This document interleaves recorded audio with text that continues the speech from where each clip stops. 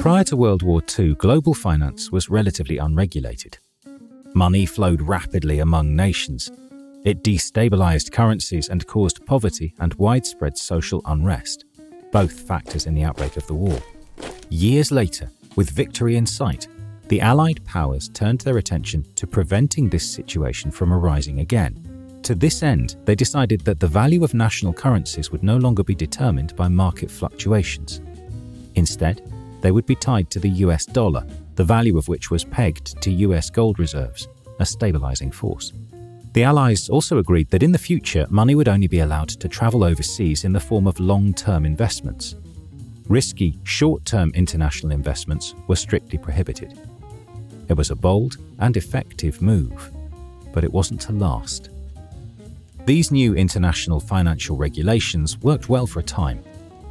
But before long, bankers started exploiting loopholes in the new laws.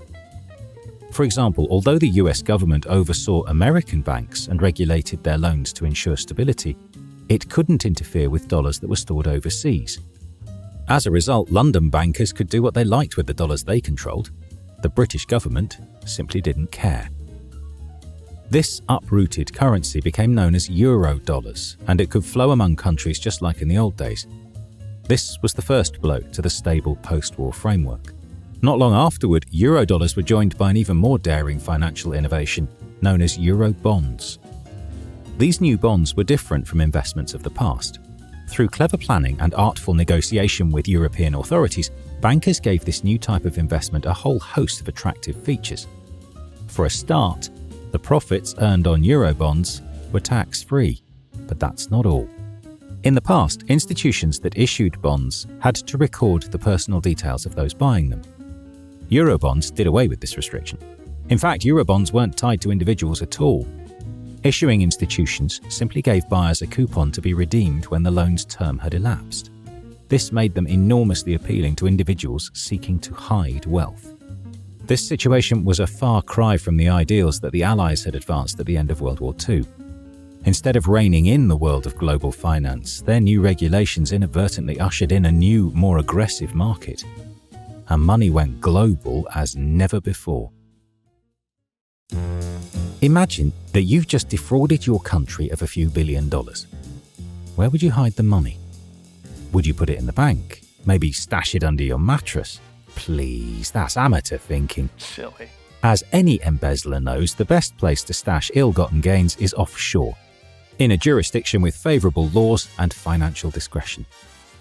Somewhere, in short, like Nevis, a small Caribbean island with a population of just 11,000.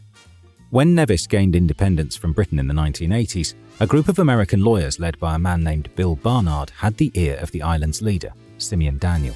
In just a few years, Daniel and these lawyers transformed Nevis into the ideal place to stash secret assets. How did they do this? Well, Nevis no longer recognizes the judgments of foreign courts, so any attempt to get at someone's assets has to be conducted within the island's own legal system. That means posting a $100,000 bond just to begin your case. And if more than a year has elapsed between the offence and the day you file the papers, the court will dismiss your claim. Before you get that far, though, you need to figure out whether or not the assets you're after are in Nevis. But the island has a confidentiality ordinance that prohibits sharing financial information with anyone who can't prove their right to hear it. Nevis isn't an anomaly either.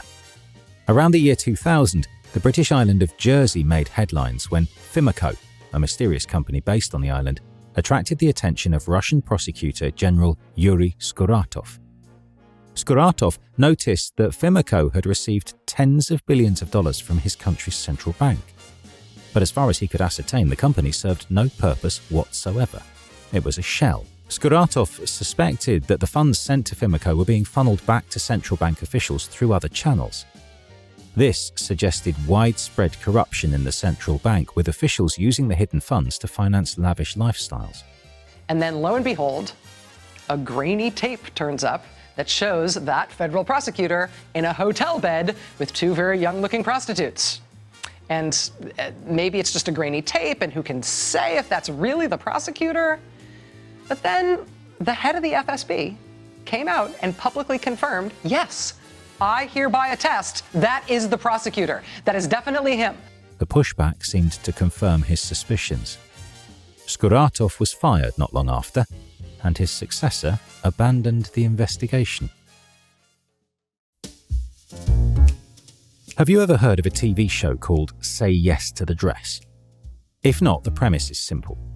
Each episode features a number of brides-to-be who visit an upscale New York store and pick out their dream wedding dresses. Sounds pretty uncontroversial, right? Well, it usually is. But an episode that aired in May 2015 caused quite a scandal. This installment was special, focusing on 3 VIP brides whose wedding budgets were almost unlimited. Now, Leela spent more today than any other bride in Kleinfeld history, walking away with a total of 9 original Panina Tournée dresses, a surprise skirt, customization, accessories, a total of over $200,000. That's a lot of money, sure. But why the scandal? Well, the bride-to-be was named Naulila Jogo, and her father was a minister in Angola's notoriously corrupt government. The money that Naulila spent on her dress raised some serious questions about the integrity of the country's politicians and their concern for their impoverished fellow citizens. For most people in Angola, life is hard. Life expectancy there is just 42 years, and more than 80% of the country lives in poverty. To put Naulila's big purchase into perspective, if her father had earned the same amount as the country's president, it would still have taken him 2.5 years to pay for her shopping spree. So why was a government minister able to spend 200 grand on wedding outfits for his daughter? Well, one way Angolan politicians get rich is through corruption. The country has abundant oil reserves and diamond fields. But the proceeds from selling these resources have never been widely shared. In fact, many Angolan officials have been accused of accepting bribes from Western companies in exchange for access to oil. And the dishonesty doesn't stop there. Between 2007 and 2010, $32 billion simply disappeared from the Angolan budget. And in 2002, the governor of the country's central bank was caught transferring $50 million of government money into his personal bank account. Back in 1999, an organization called Global Witness drew attention to corruption in Angola, but they were met with a stern rebuke from a leading Angolan politician. The man's name? Bonito de Souza, the father of the fashionable bride.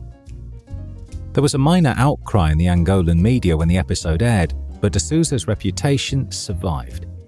In 2017, he became the country's vice president. Angola may sound like an outlier, but it's far from the only country with rampant corruption, nor is it the worst. In 2007, a banker named Bradley Birkenfeld earned himself a 40-month prison sentence and banked over $100 million in a single move. What did Birkenfeld do? Former UBS AG banker Brad Birkenfeld first reported in 2007 that he and his colleagues had encouraged rich Americans to store more than $20 billion in offshore Swiss bank accounts and cheat the IRS.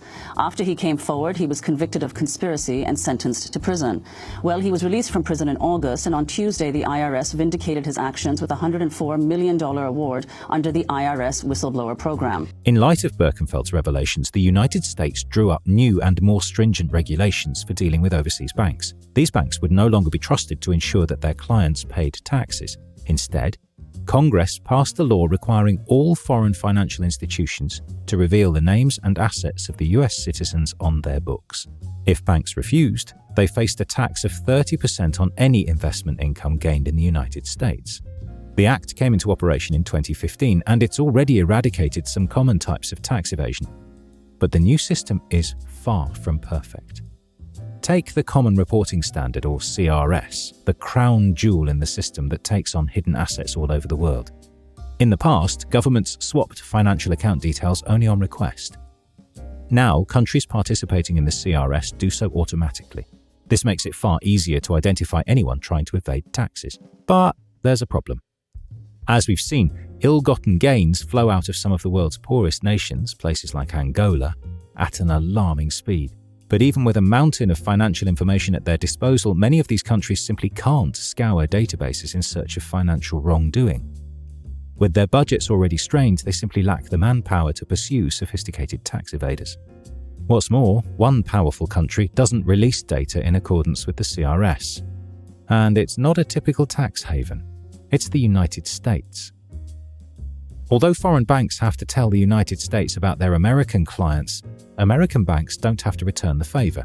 This makes the United States an increasingly attractive tax haven. But when looking for a place to stash ill-gotten billions, few of us would think of the US state of South Dakota. But we should.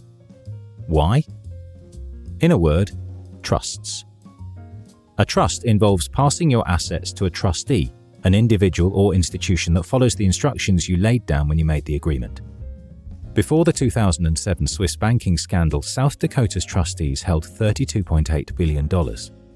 Just a decade later, they held $226 billion, a seven-fold increase in 10 years. South Dakota isn't the only state that's abusing trusts. In fact, it's another state that really pioneered the practice: Nevada. Imagine you're a billionaire and you're trying to figure out how to pay as little tax as possible.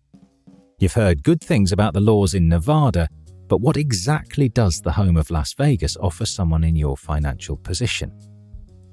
Well, first of all, Nevada allows you to create trusts that last 365 years. In the United States, if you use a trust to pass assets to a descendant, you only pay taxes on those assets when the trust ends. When a trust lasts for 3.5 centuries, so does your tax avoidance. And it gets better. It's common practice for island tax havens such as Nevis and Jersey to make it incredibly hard for creditors to go after assets. And Nevada is much the same. If 2 years have passed since you put your assets in a trust, they are untouchable. So if you go through a divorce and your ex-husband tries to claim a portion of the billions in your trust, wish him good luck. No creditor has ever managed to extract assets from a Nevada trust. Finally, Nevada can keep your billions just as secret as Swiss banks used to. If you give a non-US citizen any formal power over the trust, for example, the power to change the trustee, then for tax purposes, it's a foreign trust. This means that the United States legally can't share information about it with foreign governments. And if it's registered with an American trustee, then it's simultaneously American, according to the Common Reporting Standard. And the CRS, of course, is the one to which the United States doesn't subscribe. In short, Nevada might just be the safest place in the world for your billions. When money went global, the rich and dishonest saw an unprecedented opportunity to protect and conceal their wealth. Because laws stop at borders but money doesn't, vast riches can be siphoned off into jurisdictions with financial secrecy and laws favourable to hiding cash. This leaves governments and regulatory bodies with little option but to chase money around the globe.